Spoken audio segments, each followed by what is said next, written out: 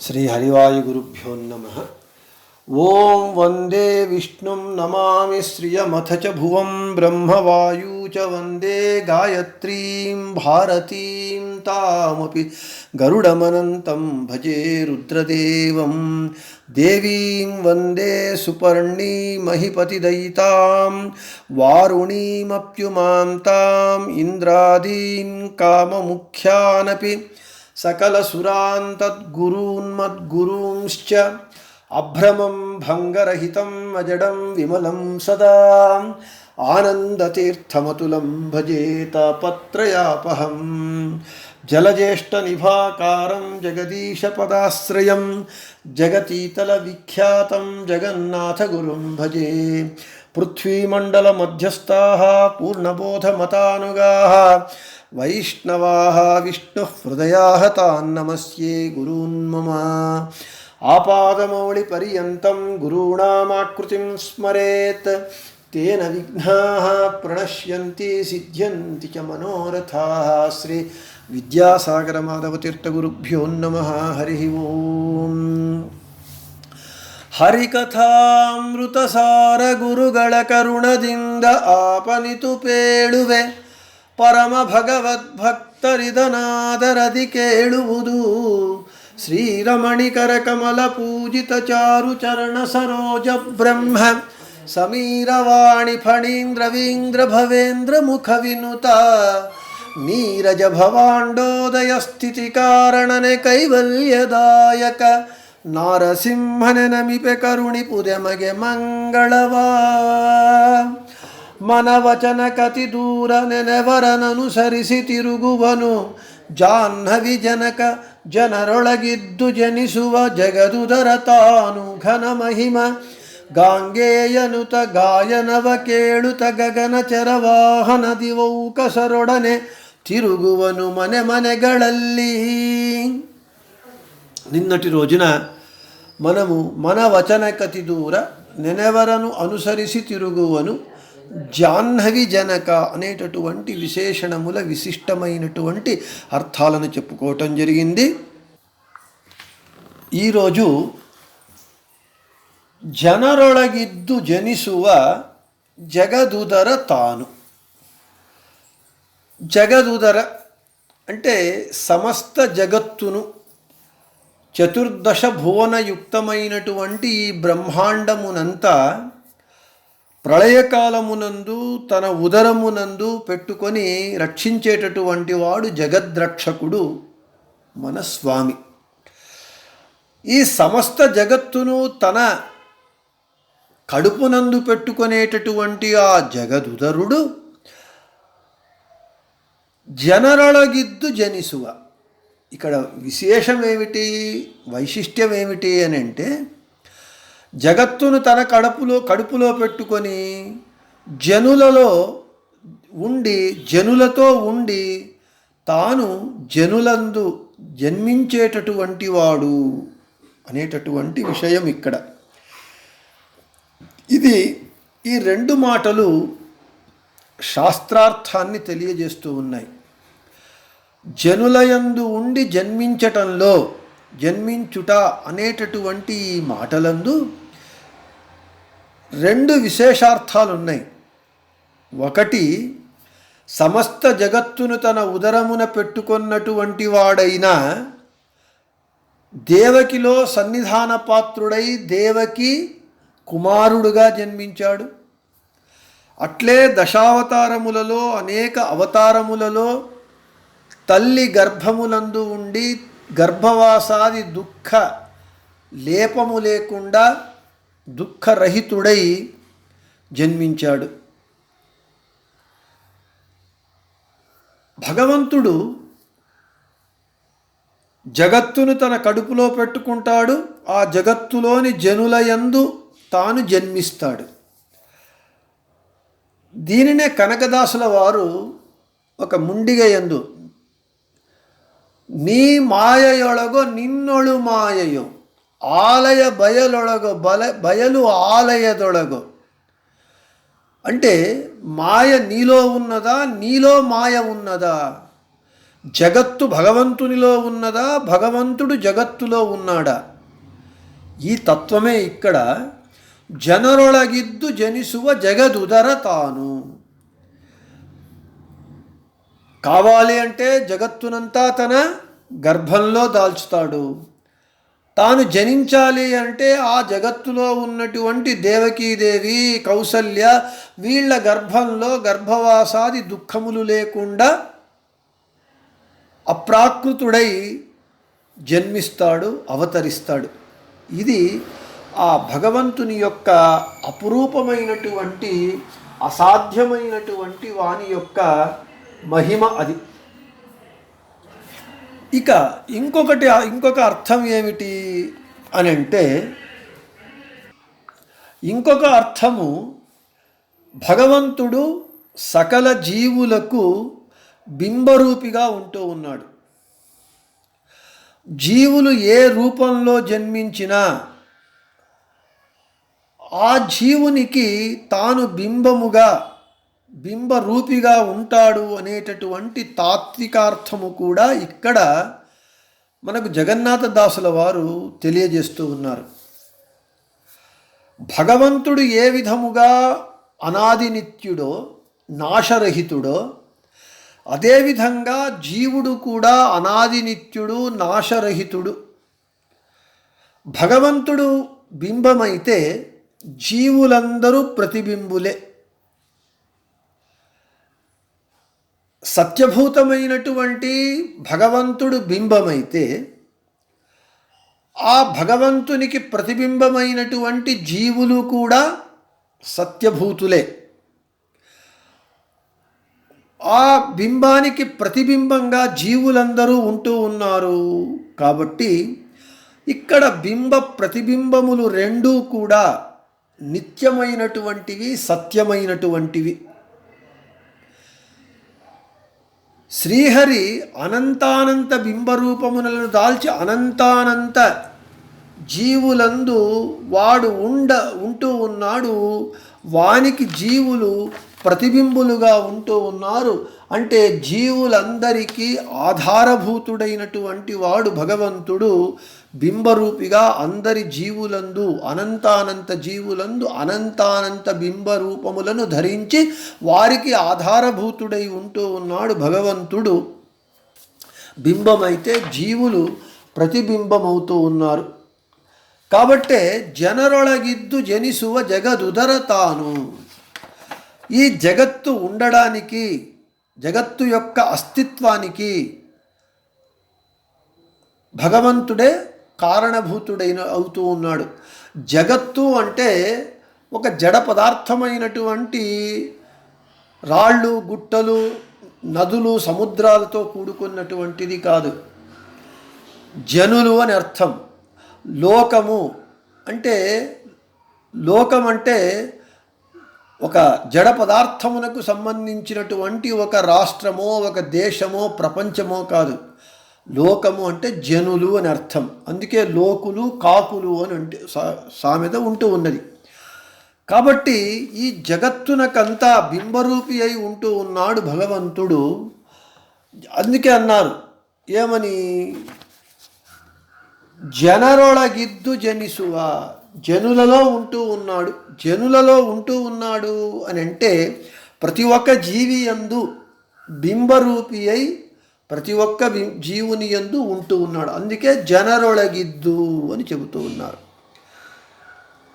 ఈ బింబ ప్రతిబింబ భావము మనకు అర్థం కావాలి అని అంటే, మన ఇంటిలో అద్దము ముందు మనము నిలబడినప్పుడు మన ప్రతిరూపము అద్దమునందు కనబడుతుంది. అంటే అప్పుడు మనము అద్దమునందు మన ప్రతిరూపానికి మనము బింబమైతే, అద్దములో ఉన్నటువంటి మన ప్రతిరూపము మన ప్రతిబింబమవుతుంది. అంటే మనము ఉంటే అద్దములో మన ప్రతిబింబము కనబడుతుంది. అంటే బింబము సత్యభూతంగా ఉండాలి, సత్యమైనదిగా ఉండాలి. అప్పుడు ప్రతిబింబము కూడా సత్యభూతంగా నిజంగా ఉంటుంది. ఇక్కడ మన మనకు మన ప్రతిబింబానికి ఉపాధి అంటే మన ప్రతిబింబాన్ని వ్యక్తపరిచేటటువంటి అభివ్యక్తం చేసేటటువంటిది ఏది? ఉపాధి అంటే అధిష్టానం, అద్దం ఉంటూ ఉన్నది. అద్దం లేకపోతే మన ప్రతిబింబము మనకు కనబడదు. అద్దం అనేటటువంటి ఉపాధి చేత అక్కడ మన ప్రతిబింబాన్ని మనం చూసుకుంటూ ఉన్నాము. బింబము సత్యము నిత్యము, ప్రతిబింబము కూడా సత్యము నిత్యము. అయితే ఇక్కడ జీవునికి భగవంతునికి ఈ బింబ ప్రతిబింబ భావము ఇక్కడ ఉపాధి ఏది? అద్దము స్థానంలో ఏది ఉంటూ ఉన్నది ఇక్కడ అని అంటే జీవుని స్వరూపదేహమే ఉపాధి రూపంగా ఉపాధిగా మనకు ఉంటూ ఉన్నది. కాబట్టి భగవంతుడు బింబమవుతూ ఉంటాడు అవుతూ ఉన్నాడు, జీవుడు ప్రతిబింబం అవుతూ ఉన్నాడు. ఆ ఉపాధి స్థానంలో జీవుని స్వరూపదేహము మనకు ఉంటూ ఉన్నది. కాబట్టి జనరొళగిద్దు జనిసువ జగదుదరతాను అనేటటువంటి మాటకు ఇక్కడ జీవునికి భగవంతునికి ఉండేటటువంటి బింబ ప్రతిబింబ భావాన్ని తెలియజేస్తూ ఉన్నది. అంతేకాకుండా ఇంకా ఒక తత్వం ఏమిటి ఇక్కడ అనంటే మన శాస్త్రం ఏమి చెబుతూ ఉన్నది అని అంటే స్వతంత్రం అస్వతంత్రంచ ద్వివిధం తత్వమిష్యతే. ఈ జగత్తునందు రెండే తత్వములు, ఒకటి స్వతంత్ర తత్వము, రెండవది అస్వతంత్ర తత్వము. స్వతంత్ర తత్వంలో స్వతంత్రో భగవాన్ విష్ణు, స్వతంత్ర తత్వంలో భగవంతుడు ఒక్కడే, ఇక ఎవ్వరూ లేరు.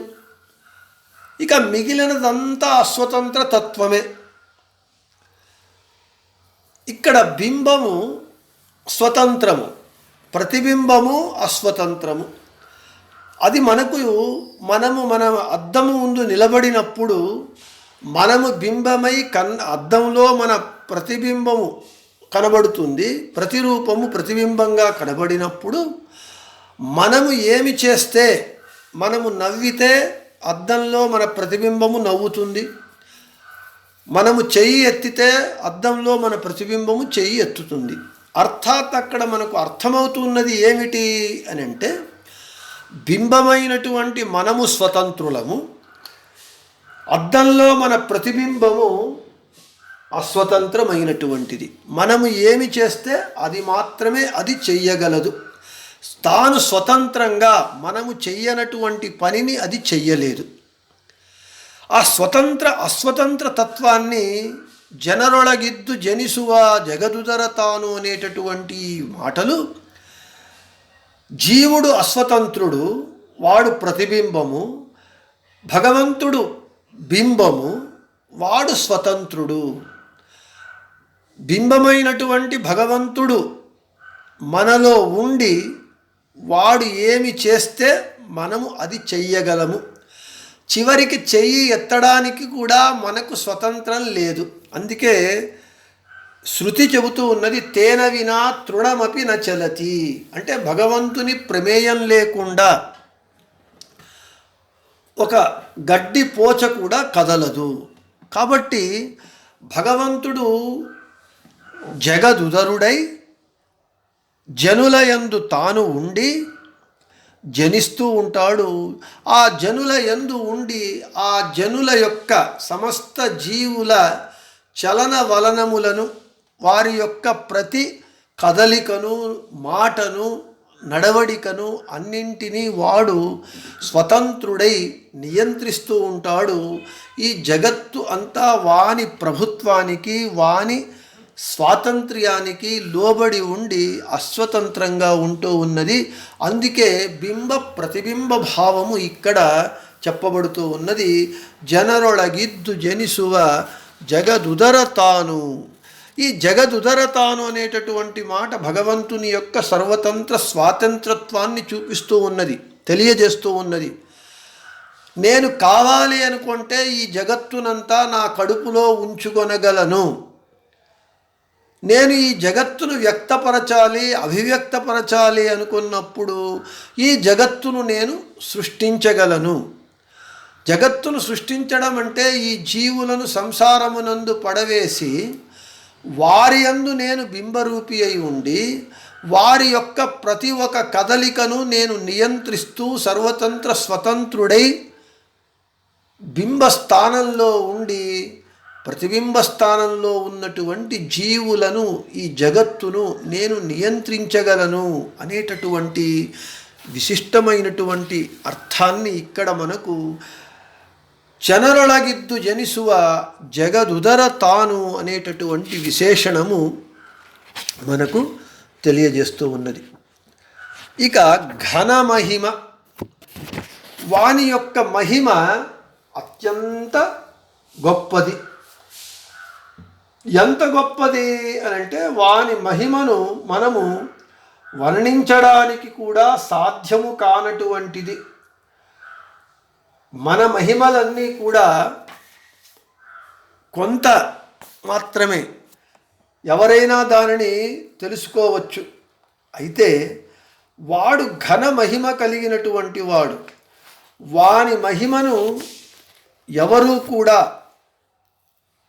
సమగ్రంగా తెలుసుకోవడానికి సాధ్యం కానటువంటి మహామహిమాన్వితుడు, మహామహిమోపేతుడు భగవంతుడు. అటువంటి ఘన మహిమ కలిగినటువంటి వాడు. ఇక గాంగేయనుత, గంగాపుత్రుడైనటువంటి భీష్ముని చేత స్తుతింపబడేటటువంటి వాడు అని చెబుతూ ఉన్నారు.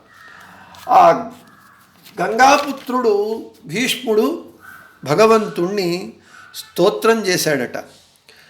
భారత అనుశాసన పర్వంలో మనకు భీష్మస్తవరాజము అని ఉన్నది. అంతేకాకుండా భారతంలో పంచరత్నములు అనేటటువంటి ఉన్నాయి. ఆ పంచరత్నములు ఏవి అని అంటే గీతా సహస్రనామైవస్తవ స్తవరాజో హ్యనుస్మృతి గజేంద్రమోక్షణంచైవ పంచరత్నాని భారతే అని చెబుతూ ఉన్నారు. భారతంలో ఆ పంచరత్నములు ఏవి అని అంటే భగవద్గీత, విష్ణు సహస్రనామము, భీష్మస్తవరాజము, అనుస్మృతి, గజేంద్ర మోక్షము. ఈ 5 కూడా పంచరత్నములుగా భారతంలో చెప్పబడుతూ ఉన్నాయి. కృష్ణుడు ప్రత్యక్షమైనప్పుడు భీష్మాచార్యుల వారు కృష్ణుణ్ణి స్తోత్రం చేసినటువంటిది భీష్మస్తవరాజము. భీష్ముని చేత స్తుతింపబడినటువంటిది కృష్ణుణ్ణి భీష్మస్తవరాజము. ఇక అనుస్మృతి అనేటటువంటిది భీష్మాచార్యుల వారు దేహత్యాగం చేసేటప్పుడు అంతర్యామి అయినటువంటి భగవంతుణ్ణి, అంటే తన అంతర్యామి అయినటువంటి బింబరూపి భగవంతుణ్ణి ఎదురుగా ప్రత్యక్షంగా కనబడేటటువంటి కృష్ణుణ్ణి, ఈ 2 రూపాలను చింతన ఐక్యోపాసన చేసి భగవంతుని స్తోత్రం చేసినటువంటిది ఇది అనుస్మృతి భీష్మాచార్య. అందుకే ఇక్కడ గాంగేయనుత అంటూ ఉన్నారు. అంటే అటువంటి గంగాపుత్రుడైనటువంటి భీష్మాచారుల వారి చేత, ఆజన్మ బ్రహ్మచారి అయినటువంటి భీష్మాచారుల వారి చేత స్తుతింపబడినటువంటి వాడు అని భగవంతునికి విశేషణాన్ని ఇస్తూ ఉన్నారు జగన్నాథదాసుల వారు. ఇక గాంగేయనుత అని చెబుతూ తరువాత గాయనవ కేళుత. ఇక భగవంతుడు వాని మహిమలను ఎవరైతే గానం చేస్తారో వారి మహిమలను వాడు వింటాడట. అందుకే భగవంతుడు భక్త సులభుడు. అంతేకాకుండా గానమునకు వాడు వశుడవుతాడు. అందుకే భగవంతుణ్ణి మీరు స్మరించండి, గానం చెయ్యండి. అంతేకాకుండా ముఖ్యంగా కలియుగంలో భగవంతుడు వాని గుణగానమునకు వాడు వశుడవుతాడు, మనలను అనుగ్రహిస్తాడు. అందుకే భాగవతంలో శుకాచార్యుల వారు పరీక్షిద్రాజునకు చరమ సందేశాన్ని ఇస్తారు. అంటే చివరగా ఒక భాగవతాన్ని ముగిస్తూ పరీక్షిద్రాజునకు ఈ సందేశాన్ని ఇస్తారు. అప్పటికే కలియుగం ఆరంభమైపోయినది. కలేర్దోషనిదే రాజన్ అస్తిహ్యేకో మహాన్ గుణ కీర్తనాదేవ కృష్ణస్య ముక్తసంగ పరం వ్రజేత్. హే పరీక్షిద్రాజా, దోషములకు నిధి అయినటువంటిది ఈ కలియుగము. అయితే ఈ కలియుగంలో ఒక పెద్ద గుణమున్నది. ఏమిటి అనంటే కీర్తనాదేవ కృష్ణస్య ముక్తసంగ పరం వ్రజేత్. ఎవరైతే ఈ కలియుగంలో భగవంతుని కృష్ణనామ సంకీర్తన చేస్తారో వారిని భగవంతుడు భవబంధముల నుండి ముక్తిని ఇస్తాడు అని చెబుతూ ఉన్నారు. ఇదే విషయాన్నే శ్రీపాదరాజ తీర్థుల వారు కూడా ఒక ఉగాభోగంలో ఈ శాస్త్రంలో చెప్పినటువంటి విషయాన్నే చెబుతారు. ధ్యానవు కృతయుగది యజ్ఞ యజనవు త్రేతాయుగది దానవాంతకన దేవతార్చನೆಯು ದ್ವಾಪರದಿ కలియుగది గానది కేశవనెందరే కైగూడువను రంగవిఠల. కృతయుగంలో భగవంతుణ్ణి ప్రసన్నీకరించుకోవాలి అంటే ధ్యానం చేయాలి, కష్టసాధ్యమైనటువంటిది. త్రేతాయుగంలో యజ్ఞ యాగాదులను చేయాలి భగవంతుణ్ణి ప్రసన్నీకరించుకోవటానికి, అది కూడా కష్టసాధ్యమైనటువంటిది. ద్వాపరయుగంలో దానవాంతకుడైనటువంటి భగవంతుని దేవతార్చన చెయ్యాలి, అది కూడా కష్టసాధ్యమైనటువంటిదే. అయితే కలియుగంలో ఇవేవీ చేయవలసిన అవసరం లేదు. భక్తితో గానది కేశవనందరే కైగూడువను రంగవిఠల. భక్తితో భగవంతుని నామ సంకీర్తన, భగవంతుని గుణకీర్తన, భగవంతుని రూపక్రియా విశేషములను తెలియజేసేటటువంటి భగవంతుని గానాన్ని చేస్తే మనకు వాడు గాయనవ కేళుత. మనము భక్తితో పాడితే వాడు వింటాడట. గాయనవ కేళుత. అందుకే చెబుతూ ఉన్నారు, నేను ముందే చెప్పినట్లుగా, నాహం వసామి వైకుంఠే యోగి హృదయేరవౌ మద్భక్తా ఎత్ర గాయంతి తత్ర తిష్టామి నారద. హే నారద, నేను వైకుంఠంలో కానీ యోగుల హృదయ గుహలయందు కానీ ఉండను. ఎక్కడుంటాను అంటే నా భక్తులు ఎక్కడ గానం చేస్తారో నన్ను అక్కడ నేను తిష్ట వేసుకొని ఉంటాను, అక్కడే ఉంటాను. అందుకే గాయనవ కేళుత. అందుకు భగవంతుడు మన దగ్గర ఉండాలి. నెనెవరను అనుసరిసి తిరుగువను. భగవంతుడు మన వద్ద ఉండాలి అనంటే వారిని మన దగ్గర ఉంచుకునేటటువంటి మార్గం ఏమిటి అనంటే గానం చేయటమే. అదే చెబుతూ ఉన్నారు ఇక్కడ. అకర్ణయన్ పత్ర రథేంద్ర పత్రైరుచ్చారితం స్తోమముదీర్ణ సామ మద్భక్తా ఎత్ర గాయంతి తత్ర తిష్టామి నారద. ఈ పంక్తి యొక్క వివరణయే గాయనవ కేళుత. ఇంకా ముందు వచ్చేటటువంటి పద్యంలో భగవంతుడు మనము పాడితే, ఎలా పాడితే వాడు ఎలా వింటాడు. మలగి పరమాదరది పాడలు కుಳಿತು ಕೇಳುವ ಕುಳಿತು ಪಾಡಲು ನಿಲುವ ನಿಂತರೆ ನಲಿವ ನಲಿದರೆ ಒಲಿವೆ ನಿಮಗೆಂಬ ಸುಲಭನು ಹರಿ ಸುಲಭನು ತನ್ನವರನು ಅರಗಳಿಗೆ ಬಿಟ್ಟಗಲನು ರಮಾಧವನ ಒಲಿಸಲರಿಯದೆ ಪಾಮರರು ಬಳಲುವರು భవదొಳగే అని మనము పాట పాడితే, గానం చేస్తే వాడు ఎలా వింటాడు అనేటటువంటి విషయాన్ని చాలా విశేషంగా ముందు పద్యంలో జగన్నాథదాసుల వారు వివరిస్తారు. కాబట్టి గాయనవ కేళుత అని చెబుతూ మనము పాడేటటువంటి అంటే భక్తితో, అరే సంగీతము, తాళము, వాయిద్యములు, ఈ పటాటోపములు ఉంటే వినడువాడు. ఈ పటాటోపములు ఉన్నా లేకున్నా భక్తి మాత్రం ఉండాలి.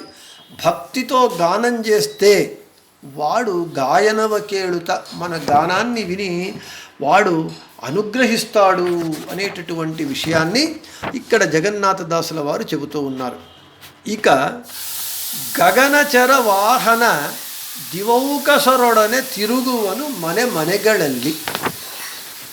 ఈ పంక్తుల యొక్క విశేష అర్థాలున్నాయి. గగనచర వాహన దివౌకసరుడనే తిరుగువను మನೆಗಳಲ್ಲಿ అనేటటువంటి ఈ పంక్తుల యొక్క విశిష్టమైనటువంటి అర్థాన్ని మనము రేపటి పాఠమునందు చెప్పుకుందామని చెబుతూ శ్రీకృష్ణార్పణమస్తు, మధ్యేశార్పణమస్తు. అందరికీ శుభమస్తు.